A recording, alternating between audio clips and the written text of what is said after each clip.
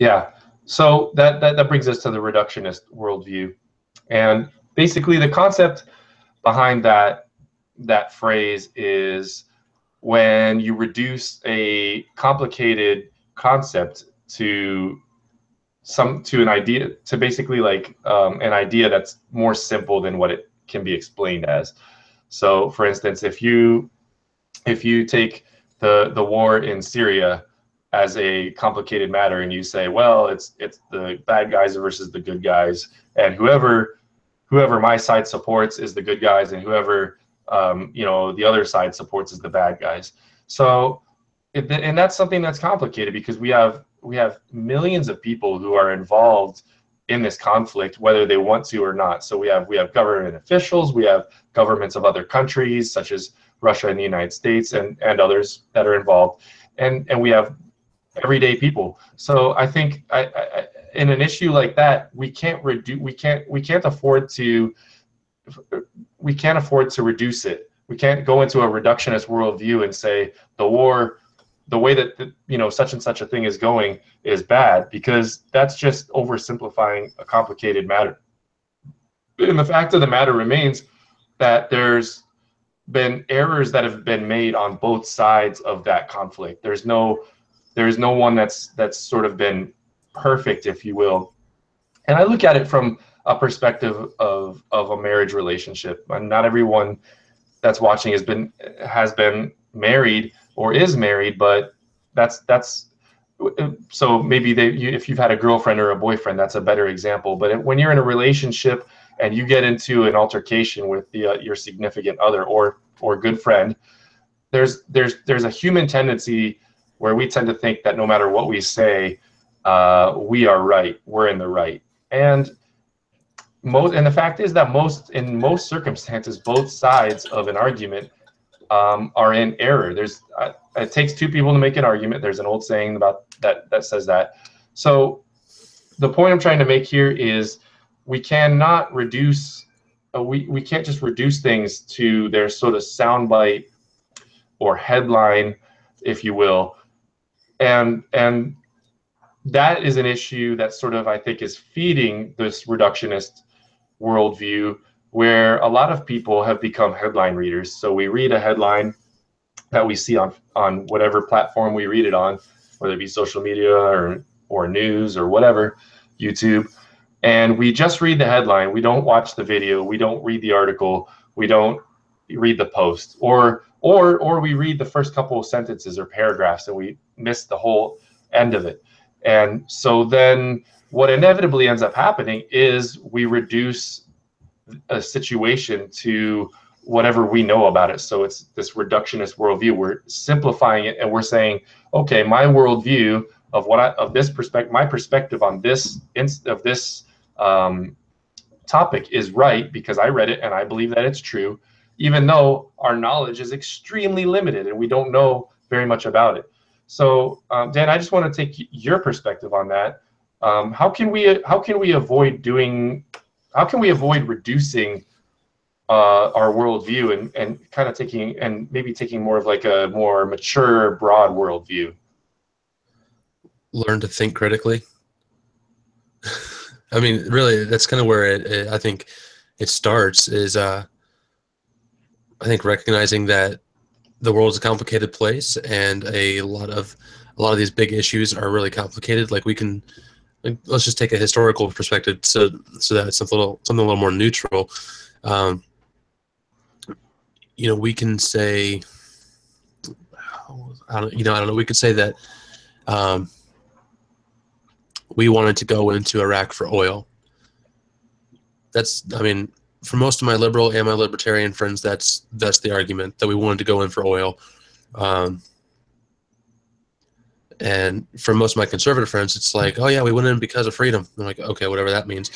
I think really what's behind that is that's the matter. It was a very complex situation. Like, for instance, I was talking with a young man the other day.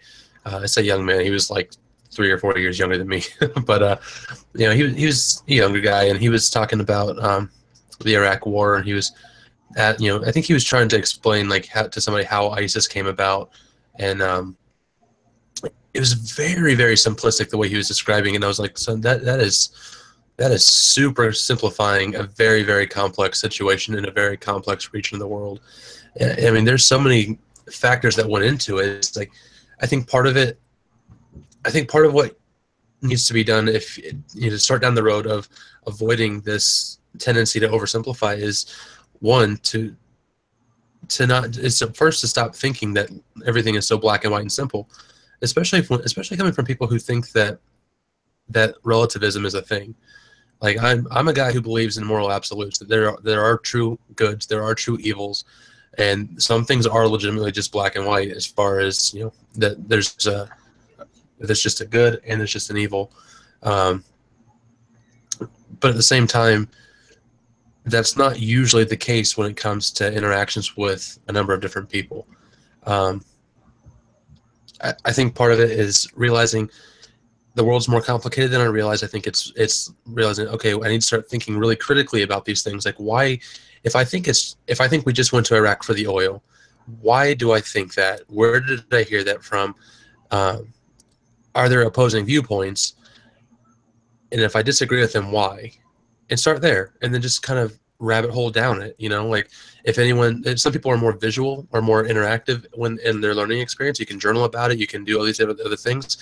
One of my preferred methods, that if you're a Linux user, there's this great app called Tomboy Notes. They might have it for Windows now, I'm not sure, maybe Mac, but I know for sure it's on Linux. That's where I got exposed to it, and it's a great little thing. And it basically takes like a notepad app, and it mixes it with like a Wikipedia thing, like a wiki. So you write a note about a topic, and then you want to highlight a particular word that you used in that note, and then you link it to another note. So then it builds like basically this wiki on your computer that you can go through, and you start finding connections all over the place with things, and it really helps you start thinking more critically. And I think the other thing too is to realize that maybe we're not as maybe our preconceived arguments and our preconceived understandings are more influenced by the agendas of others than we want to give them credit for. Like, we all want to think that we're independent thinkers. I think we all want to feel that way, but oftentimes we're heavily influenced by teachers, by coworkers, by friends, by family, and our thoughts may not be our own. And for example, we brought up Christianity a number of times, so I'll use an example from that. Most Christians are familiar with the Bible verse that says, "Do not be in the world, but not of the world." You familiar with that, Chris? Yes, sir. All right. I challenge you this week to go and dig through and find out where that's at in the Bible. And before anyone starts sending me a thing saying it's in the high priestly prayer, it is not, which is John 17, if anyone wants to look it up. It's an expression that was taken, that's been used in sermons over the years, and it's a notion that was used to convey a point that was made in that chapter of the book of John. But that particular line that we throw around as a Bible verse is not an actual Bible verse in any translation that I've looked in, and I've looked in, I think, 4 or 5 different ones. I sat there for hours with some friends of mine, and we just poured through, and we're like, it's got to be in here somewhere. We know it's a verse. We all know it is, and then it turns out, no, it's not. We were influenced by the pastors we were listening to, by pretty much every Christian singer, every Christian book, and it's just kind of become like this vernacular understanding of it, which is an accurate understanding, and that's good. But there's also, there's also those who might have more nefarious plans, the Saul Alinsky's and the type. Anyways, I will let you get back to your point. Yeah, that verse that you're referring to, right? John 17:16. They are not of the world, even as I am not of it. Was Jesus praying, referring to the disciples, right? Just to confirm that, right? Yeah. Okay. That's where the concept comes from, but the actual, that's a paraphrase of it, is what you're saying, right? It's like kind of like a paraphrase. Yeah, it's interesting how that sort of stuff happens in popular culture. But to your point, you brought up a really, really interesting point. I'm going to close with this though, about the Iraq War and certain parties will tell you that the Iraq War was about different things. Some will tell you it's about oil. Some will tell you it's about freedom. And I think to a great extent, and this is the reason we have this show, it depends. The purpose of certain events is it depends on what you're willing to believe, what you're willing to take as fact. Okay. So, for example, the soldier that's on the battlefield in Iraq that went to war, that is literally fighting the battles, has been told that this is about freedom, that this is about getting rid of the bad guys, and we need to clean this place up. But when you go up the chain of command and you get all the way to the top to whoever's up there, generals, etc., and whoever is giving the orders, Secretary of State, or I'm not even 100% familiar with how that all works, but the pyramid goes all the way to the top, to one or two men, essentially the president. And it would be the president, the Secretary of State, and the Joint Chiefs. Right? And then who knows, maybe there's some behind the scenes type of stuff, but it depends on what you're willing to believe. And those soldiers that are on the battlefield have to take their leaders' words for it, who are taking their leaders' words for it, who are taking their leaders' words for it. So it's like that game that you play in classroom, and I've used this analogy before, where you pass the secret down and you whisper it in the person's ear, and by the end it becomes something different. So it's difficult to say if the overarching purpose of something like the Iraq War was for what it was for, because we're not in the mind of those higher up people who actually made the decisions to go in. We don't know what they were actually thinking, despite what we're told in the news, and we're told what to think by news and media.